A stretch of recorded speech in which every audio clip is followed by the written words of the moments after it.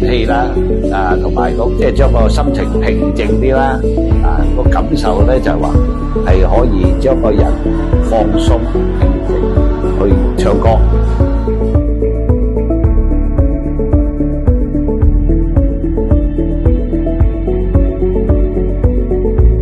師傅好心機教噶嘛，咁唔係劇烈喎，即係我話運青打功夫啊，以為好劇烈，但係唔係，我哋呢啲運青咧係鍛鍊身體嘅啫嘛。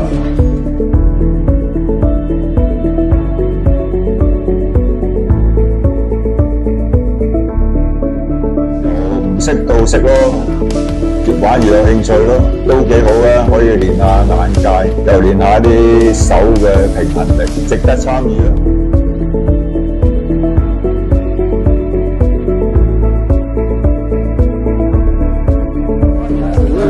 對我哋啲家屬啊，同埋啲朋友咧，開心咗好多，個特別嗰個思想嘅腦筋啊，靈活咗好多。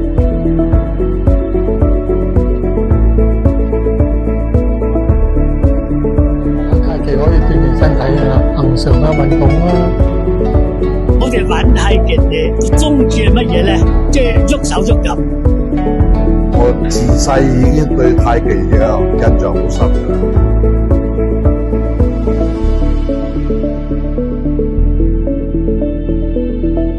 我打咗6、7年老底滾球，越接近個白波咧，即係為止贏家。